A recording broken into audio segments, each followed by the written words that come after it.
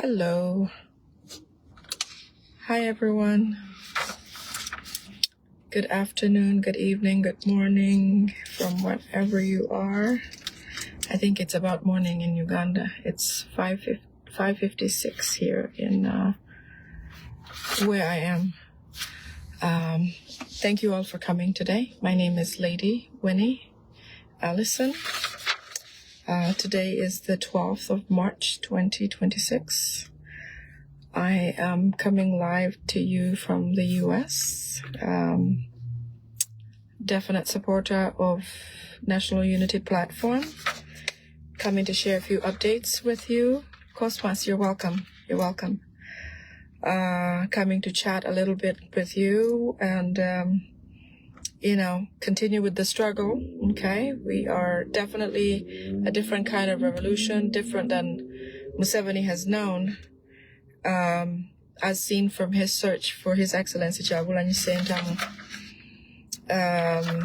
His search intensifies as the supposed swearing in date draws close. I understand he's slating his swearing in ceremony for March 31st. So we'll wait and see how that goes. But 2 days ago, Museveni thought that he had intelligence to capture Bobi Wine because he was told that he's in the country because he has 3 parts of where he might be in Uganda or maybe in South Africa. Some people say that he's in the US and abroad and all that. But from the video that came out where he's by the stream of water eating fene, they feel like surely Bobi Wine or His Excellency Kyagulanyi Ssentamu is somewhere in Uganda, specifically in Kampala, because the fruit that he was eating was fresh, and the stream of water looks like a similar place where they can think about, they imagine is part of Uganda. So Museveni has a great feeling that Bobi Wine is in Uganda. Even if they come out and say, all the Museveni apologists come out and say that, oh, we're not looking for Bobi Wine. We don't care about Bobi Wine. We really, we're just doing our own operations. Why are they still at his home? Why is Bobi Wine's home still a barracks? If they were protecting him like the IGP claims they're protecting his home, why did they not do that before the elections? Why was, Mrs. Barbara Kyagulanyi assaulted in her own home? Why don't they let anybody in and out of His Excellency Kyagulanyi Ssentamu's home? A few of these questions were asked by Namuga at the Commission and Accountability, is it that commission where she went and sat and talked with the police and the IGPs, the military and all of them. The only body that is allowed to arrest a person or allowed to search for a person is the police. But why is the military involved? Why are they doing this? Obviously because it's illegal and because Museveni thinks he can do whatever he wants. So they are intensively searching for Bobi Wine. Seen today, his secretary, personal secretary, Sheriff, his home was raided. Fortunately, there were some cameras in the home. The military, well, not military because they were not in uniform, led by a border man, led them to the home of Mr. Sharif, where they didn't find him. And upon asking his wife several times, where's Sharif, she kept on saying, I don't know where he is, because everyone is on high alert that they're going to get picked up because Museveni is looking for Bobi Wine. By all means, he thinks he has to catch him before he swears in. So anyways, then they decided to take his wife. So as we speak right now, Sharif's wife, the assistant of His Excellency Kyagulanyi Ssentamu, was picked up from her home and taken away in a drone this morning. There was security footage from a CCTV camera in their home. His Excellency Kyagulanyi Ssentamu posted it on his page, so you can reference that to see how the video and what happened. But she has been taken. She's not a politician. Neither is her husband. her husband is a secretary or is an assistant to His Excellency Kyagulanyi Ssentamu. That does not make for her to become a terrorist, but she was taken anyway. Other questions that come to mind when Museveni and apologists say that they're not looking for Bobi Wine, or they're protecting Bobi Wine's home. When you remember during the times of the campaigns, when Bobi Wine had to travel with his with the guards that were given to him by Museveni, those very guards, as we speak, were taken off his team towards the end of the campaign. Around the time that he went around Kalangala and all those areas, you remember it was now SFCs that were surrounding Bobi Wine. Some of them in masks. Good evening, Agnes. Some of them wearing masks, some of them wearing non-uniforms, and a few of them in uniform, okay? So I don't understand what Museveni means by protection of His Excellency when he took away the police that were protecting him. Speaking of which, those police guards have since been abducted from their homes. The reason why we have to call these abductions is because there are no warrants, there are no summons. And when people are picked up, they're picked up in a manner of gathering by force. Okay, you're not called to come and go with the police. No, they come and pick you up, put you in a drone. You're not told what your crime is. You just disappear. So all the police guards, many of you will remember a very tall gentleman who was always around Kyagulanyi Ssentamu, around him, passing him this, giving him that, getting around him, you know, protecting him from many crowds coming closely and directly at him.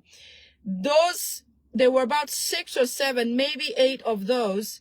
They were demoted from the police because apparently Museveni accuses them of being the ones who successfully had His Excellency escape from his home, especially that night when they came to raid his home. So the policemen or the guards who were sent or appointed by Museveni, because Museveni himself took away Akilewo Chivumbi, the rest of the guards, Jamshid, you know, Jamshid is now free, but the rest of the team, Eddie Mutwe, everybody who was in the security detail of His Excellency Kyagulanyi Ssentamu, by his own choice and being, by his own trust in his own people, Museveni took those guards away and put on SFCs. And now he claims, or the IGP claims, the reason they're in Bobi Wine's home is because they want to protect him or want to protect his home. That does not make sense at all. It does not make sense. So this goes on to show the dubious actions of Museveni and his government. This goes to paint him further as evil as he's always been. This goes to show what it means to be a true opposition in Uganda. Okay? Of all the people who ran alongside, who ran as the opposition to Museveni, because Museveni was the incumbent, only Bobi Wine, His Excellency, only him is not in his home. Only he cannot go back to his home. Only he, okay, is running because there is tweets and all kinds of messages and threats upon his life. Only his wife was assaulted. You wonder whether Museveni doesn't know where Mugisha Muntu lives, or doesn't know where Basalira lives, or doesn't know where Lukwago lives, or doesn't know where this man they call Kagege. Like, doesn't Museveni know where all those other people live? Are they not the opposition? You know, that goes to show you that every opposition is engineered by Museveni except the noob opposition. And that's why Museveni is completely distraught. By now, if this was a Besigye scenario, okay, if Museveni was running alongside Besigye, by now, everything would be back to normal. And so Museveni is shocked to his wits because at this time, he does not know the whereabouts of His Excellency Kyagulanyi Ssentamu. He does not know if he will survive his own swearing-in ceremony. He does not know if Bobby Wine will show up anywhere at his home, he does not know, despite knowing that Bobby Wine has no potential to hurt him physically, you know, because he's not a militarized man. He's a, yes, Agnes, that's Nsereko. That's right. Thank you, John.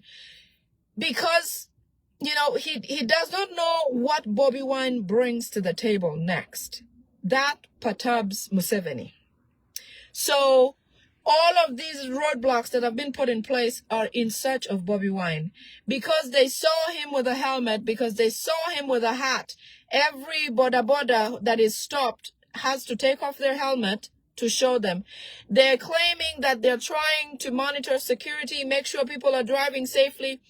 If that is the case, why are you having somebody who wears a hat or a boda helmet take it off? Because it becomes unsafe. Why does everybody has to stop, get out of a taxi, and have them take a look?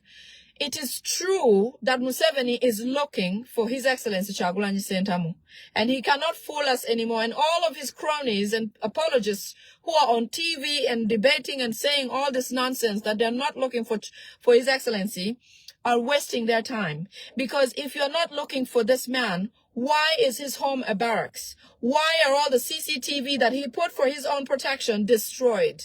Okay? Why does police and military have to live there? Why are you picking up all the members of his team? You know, what are you picking up a secretary for? The one, Mr. Sheriff was picked up today, his assistant. Why are you picking up his assistant? Why did you pick up the lady from West Nile, I believe, the head of the Shabet, something. She's from the East. Why did the one who was picked up in the night, in the evening, and driven all night and dumped in the morning? Why are the EC Electoral Commission group of the National Unity Platform picked up? Yesterday, I saw a video from one of the three Electoral Commission, National Unity Platform Electoral Commission group. Why were they taken away? Why are you dealing with these people with an iron fist if it is true that you do not want to catch His Excellency Kyagulanyi Ssentamu? Let me tell you what Museveni fears. I strongly believe that Museveni fears that if he doesn't have His Excellency Kyagulanyi Ssentamu, he cannot even go ahead and swear in. Because if he must swear in, okay, he has to have a leader of opposition. He must have an opposition to co-run the parliament. He cannot have a parliament of his own position, because the opposition has naturally the opposition picks the leader of opposition, because a government has to be fact-checked, has to be checked somehow. It's called checks and balances. You need to have the ruling and the opposition so that in case something is in their blind sight, they're able to listen to a difference of opinion, because some people may share that difference of opinion. So Museveni's fear is the fact that His Excellency Kyagulanyi Ssentamu being away, not being in his custody, not being able for him to manipulate him. He's afraid he will not have a leader of opposition appointed. That means all other oppositions cannot swear in, cannot go and say, I am an MP of so-and-so under this party, because the whole system is incomplete. But more so, he is afraid of what is going to hit him from the West, from the Western world. All these reports that are being compiled, the UN Security Council, the report that they came out with recently that spoke about what he has done in Sudan, which I'm going to go into detail about, all that gives Museveni a lot of fear, because he knows Bobby Wine being away, a lot more information is coming in and filling up. And it is true. So Museveni, I'm telling you that despite him being away, we have more that we can do with him at our disposal, because we can reach him. We can compile, we can document, we can share, we can consult with him. He can consult with everybody else. So it is true that your fears are valid, but what you must do if you were a wise man, is return the victory of His Excellency Kyagulanyi Ssentamu and move on and leave Uganda in peace. You and your people just go on and keep going. Okay? So anyways, he's also afraid that when he goes to swear in, the likelihood of him being hit by missiles or a bomb or whatever the case might be is possible. Because Museveni functions that way, he thinks the whole world works that way, which makes it good for him because he needs that in order to realize that he's not a god or some kind of small god. Okay? So he's afraid of that as well. I want to go back to a few points about road construction and contracts that happen in East Africa. You notice that even if they say that contracts are sold to Chinese or Koreans or whomever they say that is building roads, those contracts, those roads are done so poorly that it's questionable that when you go to Chinese countries, you go to these other countries and you see what they do with infrastructure, it's amazing. Why is it that in Uganda, it is not the same case?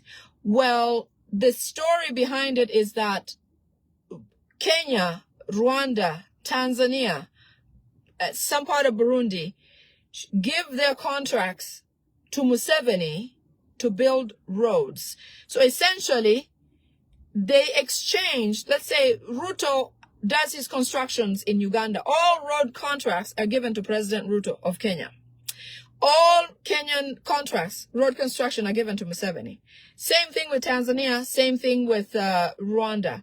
That is the reason why Magufuli mysteriously just quickly died, and they said COVID and blah, blah, blah. They labeled it very quickly, and that was done. That was that.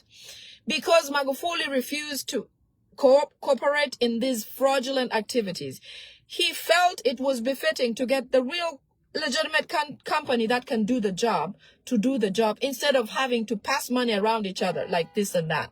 So that is how come these countries, as Uganda's road performances and other areas, are really poor, because they pass those contracts amongst themselves. Okay. There was a meeting between CMI, ISO, and ESO, where they're planning to, because of the meeting that was held by Namuga, the CAP, which was the Commissions of Accountability, where she questioned the IGP, the police force, the executives of the military, executives of CMI. They sat together and were answering questions. Mostly the IGP answered those questions. Museveni is not Museveni.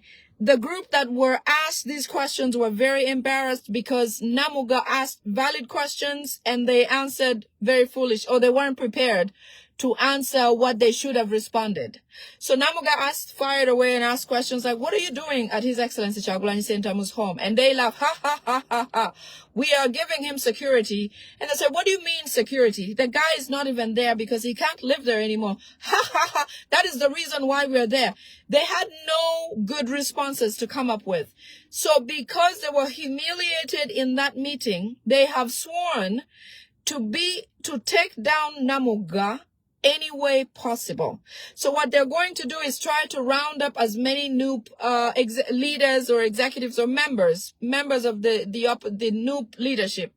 One by one, they'll be rallied, summoned, because they want to look like they're doing this legitimately. Some of them will be summoned all the way up to the president and asked questions that will help them, sort of misfire, or get them even in trouble. Questions that will cause them to answer with criminalizing answers.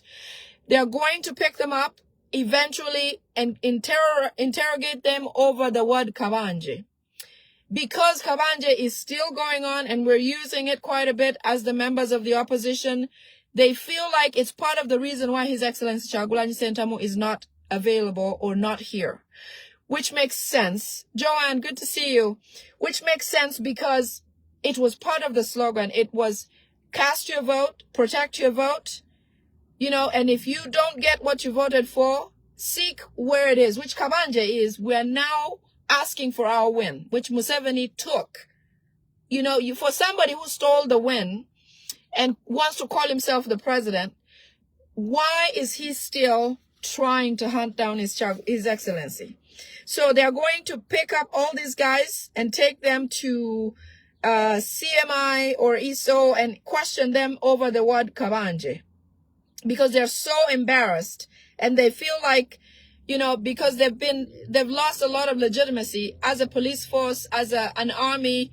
They want to do this and look like it is the right way, or they're going through the right legal channels to have these people summoned. They will also summon His Excellency Kyagulanyi Ssentamu, again, with the effort to try to get him out of where he is. But truly, no matter what Museveni will do, he will not be able to extract His Excellency Kyagulanyi Ssentamu unless he's ready to come out and be present everywhere.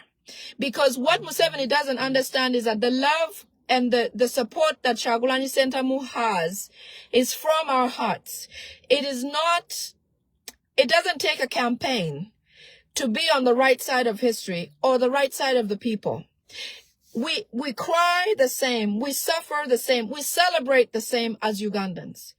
We have loved Kyagulanyi and the fact that he's there for Ugandans of all walks of life. It is the reason why he can survive and thrive comfortably under any circumstances, in the hands and at large in Uganda. So when they feel like they can take away his comforts, take his home, take all of that, and think that that's going to draw him back, they don't know that Kyagulanyi was one of us. Kyagulanyi was born and has lived and is bred Ugandan. He can live anywhere. He can thrive anywhere. People are now more protective of Kyagulanyi Ssentamu than they can even think about being there for Museveni. When you contrast and compare and contrast, when Museveni travels, he blocks both the return and ongoing traffic. People cannot reach 100 meters of him, except SFCs. Even SFCs he's afraid of. They have to be a distance from him. Meanwhile, Kyagulanyi Ssentamu is it's like the heart of an onion. He's right amongst where he should be. The people offer, the people protect him. When we were going through campaigns, many other MPs were throwing money left and right at people and buying this and buying that. Even if they did not win this election. People genuinely went out and voted for His Excellency Kyagulanyi Ssentamu. So whatever you do, Museveni, you cannot succeed and you can't pull him out of wherever he is, because he's somebody who speaks for our hearts. He's the king of hearts, like they call it, because he's our, he's the mirror of Uganda. I don't know if he understands that. He's the mirror that reflects everything Ugandan, everything we want, all our dreams, all we ask, all the country we want to live as is all in him. And our hopes rely in him. So the next thing I have to talk, by the way, I did speak about Uganda Airlines, the route that goes from Kampala or Entebbe to London. If you Google it, Uganda Airlines, it will tell you that route is now suspended. It's possibly indefinitely suspended because that airplane was sold to a different airline company. Uganda no longer has an airplane to serve the route from Entebbe to London. You can Google it. You won't find it. It'll show you that it's indefinitely suspended. There was a phone call that was tapped between Museveni and Salim Saleh. This is all good news because they've realized that they have no way out. Museveni asked Salim Saleh what they should do because he feels like Ugandans have become like jiggers in his feet. He says that Ugandans have profiled them, which is true. There is not a single person or relative, or there's nothing Museveni can pull off any time now that we don't have a way of finding out the actual truth. Because what we know for a fact is that Museveni is not there for Ugandans. He's there to amass himself and family with as much wealth as they can from Ugandans and leave Ugandans to hang dry. So we have profiled, including people like the new Chief Justice that he sworn in on his front yard in Chisozi. That Chief Justice is Rwandese and is a relative of Museveni, close blood relative. The reason why Museveni picks people like these and puts in these high places is because he wants them to execute mercilessly. Because if they chose a brother, a Ugandan, somebody who from a local tribe, you can feel something. You can have mercy when even if Museveni sends you to commit the worst atrocity. That is why he had to offer that CJ, Justice Owindolo, come off, because he knew that times would be tough. With Bobiwine coming in and winning the election, and with him disappearing immediately and him not having captured him, Museveni felt like he needed an ally to be in that space, to be able to thwart whatever comes up there that they need, on his advice, obviously. So Salim Saleh then called and talked to him and said, they're all surrounded. You know, he told his brother, we are surrounded and we have no way out at this moment. If we can finish the buildings that we're building, then we should be able to escape before they capture us. But I feel like they're drawing close, and every day they're making an inch close to capturing us. Salim Saleh told Museveni that Kagame made a big mistake by trying to explain himself and defend himself. Remember when they were talking about the M23, when they were questioning Kagame about M23, in going back and forth where he said he didn't know what M23 was, he's not associated with it.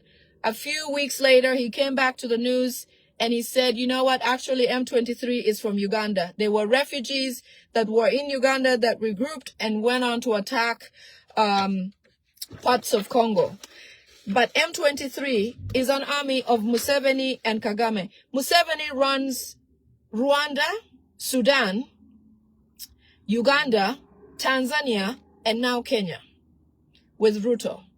So M23, I understand, was served by the food that was sent for UPDF with Uganda Airlines was also sent and dropped in Garamba bushes for the M23 to feed on.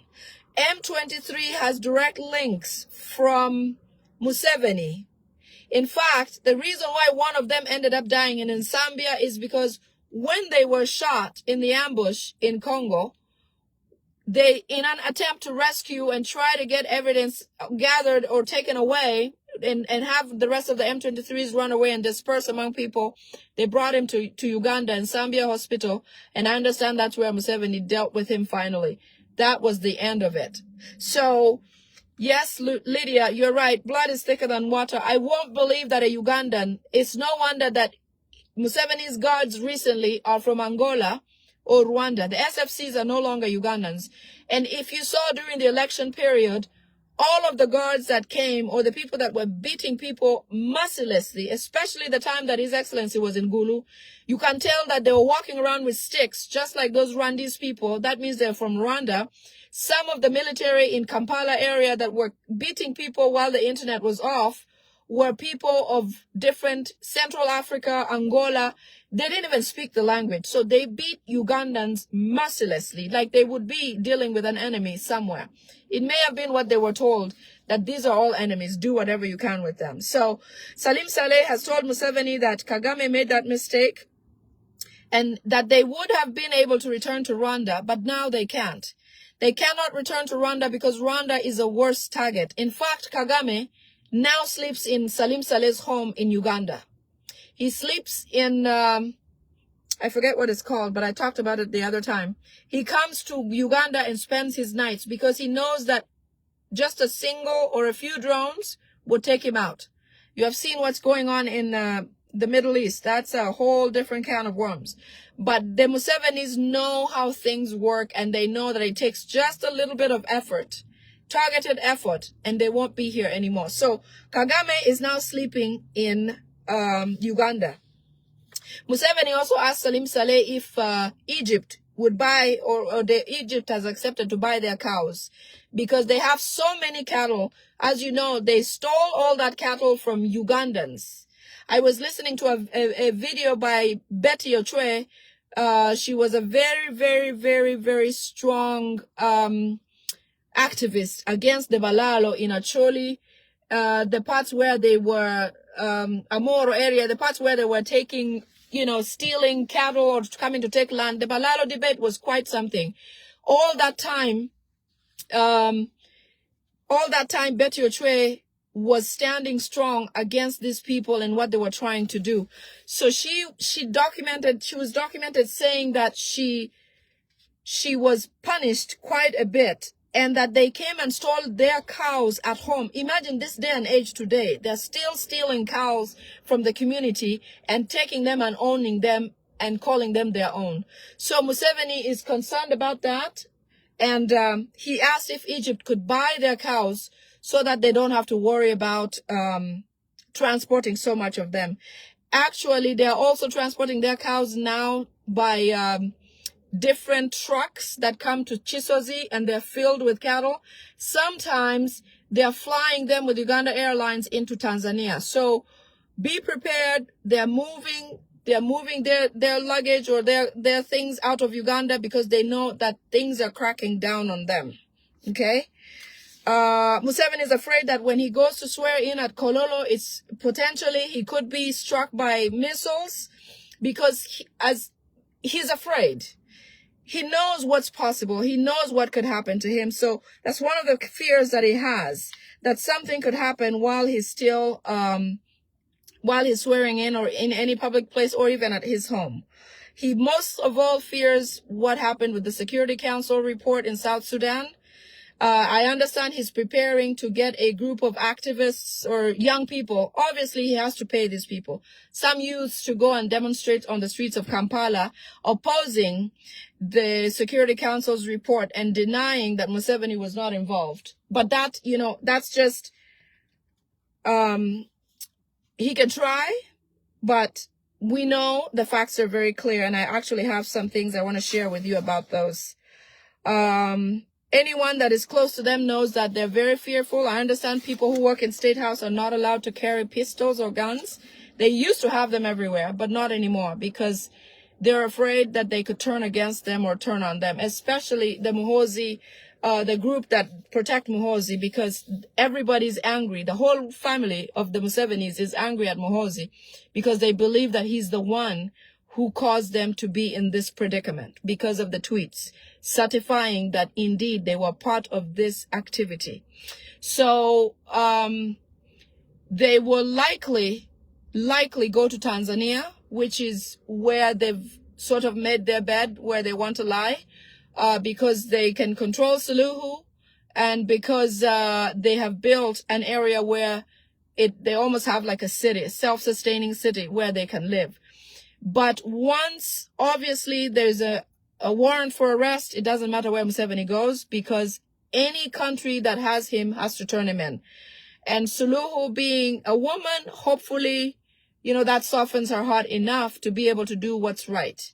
And in any case, it will be a mandate from whichever agency to have them turn these people in.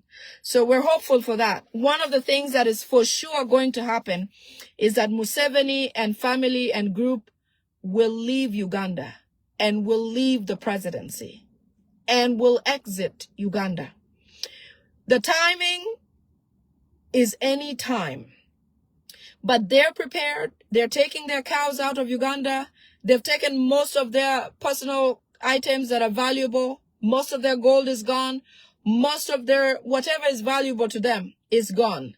Museveni, I understand, is negotiating to try to get his people off any sanctions list, his family, immediate family, but that cannot happen because they're all documented in the atrocities that have been committed over this time. Okay, I want to talk about South Sudan. This one is very touching because it is something that for a long time, South Sudan has not even known what or who their perpetrators are. Salva Kiir is a president is like a body filler for South Sudan. The true president of South Sudan is Museveni. And I'll tell you why, because I understand there was when there was a lot of fighting going on in South Sudan. Let me just go step by step here. When we talk about the report from the Security Council in the UN Security Council that came out a few days ago, they do mention that Museveni is truly and surely confirmed to be the main perpetrator and cause of the war in South Sudan. It is documented and is proven that the first group that attacked South Sudan were the First Commandos Group, or First Commandos Unit, which is an SFC group. Some of them were UPDF, and their witnesses, people who have run away from these groups, are speaking out. People who have survived are speaking out. People who did not like being sent to do this dirty work are speaking out. People who AWOL from the military are speaking out. You know, there is never a time when something happens where there's no eyewitnesses. I mention this a lot because you cannot imagine a time where there is no witness to a situation that happened. Somehow God leaves somebody to be able to speak about it or at least convey the information. It is the reason why we have books like the Bible today, because of witnesses from many, many, many years back. Because had we not had those witnesses, we would never know how Jesus lived and how the Old Testament came to life and all of that. Everything has witnesses. And so it's the same thing with this. So it is documented that the UPDF and SFC First Commandos were the perpetrators, the first perpetrators of the war in South Sudan. Right after South Sudan got independence, they started racking up, causing atrocities down there. So the leader of the first battalion that went, the 307 battalion, was named J.K. Score. They went in through areas called Amala, Koboko, a place in Koboko in Arua. That is where they entered South Sudan with an order to kill just about anything that has life in it. I'm talking animals, human beings, anything that has life. And they called it Kusabulira, something like that. And that means that they went targeting the Nuer people, ordered by Museveni to go and clear and kill everything in the Nuer region of South Sudan. They entered through a place called Kaya border. They went into Mudulu. They went into Wawuli. And also Lumbek, Wadu, and Payanda. I may not say it correctly, but Panyanga, something like that. All those areas were left with no life. I mean, let alone wild animals, dogs, human beings, cattle, everything. They destroyed every sign of life. They stole trees that they can use for electric poles. I understand Salim Saleh is in the business of electric pole trees. They cut down and shipped out a whole lot of those into 6th Street Industrial Area in Kampala. They were ordered to chain boreholes where the Sudanese depend on to drink water or to get water for any reason. Those boreholes in that region were ordered by the Musevenis to be chained shut so that if a Nuer person survives a bullet on the road, if they survive a fire, if they survive famine, they will get shot at a borehole. Many, many, many Nuer people died trying to get to water source like a borehole because it's a desert climate, it's a desert area, they don't have surface water. Most of their water has to be drilled deep down in the ground, hence the boreholes. These people, Battalion 307, commanded by the 1st Command SFCs, by Museveni, Salim Saleh, and the son. Muhoozi tweets about this and says he's tired of killing Nuer people because they killed so many people. So many. How despicable are these people? How despicable are the Museveni people? These Rwandis are heartless. Whether it was a baby, whether it was a Muzee, whether it was a middle-aged person, a youth, a cow, a dog, everything was to be slashed. And they did. Everybody. So the people who could not survive, who survived the bullets and tried to get water, somehow died because of that.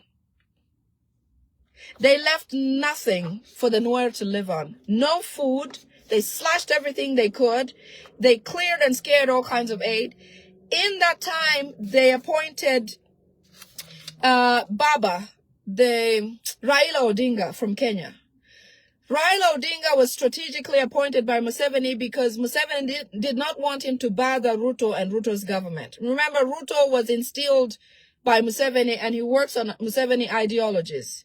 So just to give him something to do, to kick rocks here and there, they made him the president or the executive of IGAD. So being that Sudan is one of the regions where IGAD is covered, Raila Odinga is compelled to go to South Sudan to try to find out for himself because there's so many cries coming from there. As you know, Raila Odinga is from the Luo area. And there's a lot of history of possible Nuer and migration history that will send these people or link them with by blood and all of that to Raila, besides being appointed this position. So Raila goes and makes a trip to South Sudan to try to see what's going on there. And when he goes to the sites where the Nuer people live, he's told that he cannot see anything unless he's given permission by Museveni. Tweet this as much as possible. And so Raila says, well, I'm here to see if I can speak with Riek Machar and find out what's going on. And they completely disallow him from accessing Riek Machar. He's then given permission to go and meet with Salva Kiir. Obviously, Salva Kiir is a puppet of Museveni. So they meet and talk over a lot of issues, but he truly cannot get headway because he can't get access to those regions to see firsthand what's going on. He ended up coming back to Kenya without speaking to Riek Machar or seeing for firsthand what's going on. And when he got to Kenya, he went straight to Uganda to see Museveni. Museveni obviously banters here and there, not really intentional to help because he doesn't want Raila's involvement. It is shortly after there that Raila eventually goes back home, is possibly poisoned, suffers from one thing and another, and all of a sudden Raila is gone. Okay, that's how Museveni works. So Raila ends up not seeing the Nuer people or the circumstances firsthand and ends up going back to Uganda. And in an interview that he makes, he says, truly what's happening in the Nuer region needs to get international attention. And remarks like that don't sit well with Museveni. So because of that, he then becomes short-lived, and under unknown circumstances, Raila is gone just like that. Recently when the report comes out from the council, Museveni says things like, why do the Western world get into the sovereignty of other countries and all of that? Why does Museveni get into the sovereignty of other countries like South Sudan, Congo, Kenya, Burundi, and all these regions? As much as he wants to point fingers, those fingers point right back at him. Because Museveni's involvement has meant atrocity and suffering to any region where he has stepped foot or been involved. Even Somalia. He maintained the Somalia war so that he can get money, funding from the US, to be able to continue to hoodwink them, saying that he's keeping peace in the region. He was not. All they did was destroy, occupy, and take everything there is. Uganda no longer sells coffee under their brand. All the coffee that comes to the West that I could buy that says Rwandi's coffee is Ugandan coffee. So there's no good intention for Ugandans from Museveni. And the sooner we realize that, the better it is for all of us, especially the ones who still work for him. Because what Museveni is doing now is clearing evidence. I understand there's there's a gentleman of his who, they're under weird circumstances, is in Nairobi fighting for his life. Everybody who has done dirty Museveni will do away with. Museveni has personally tasked Nzeija to poison the former Chief Justice Owindolo. I am saying this because it is true. Museveni, to a phone call to Nzeja, said, Nzeja, what is taking you so long? And Nzeja says, you know what? I'm working on it. I will take care of him. So don't take for granted the fact that you are a big shot here and there. All that is temporary. Anita Among is a moving target all day, every day.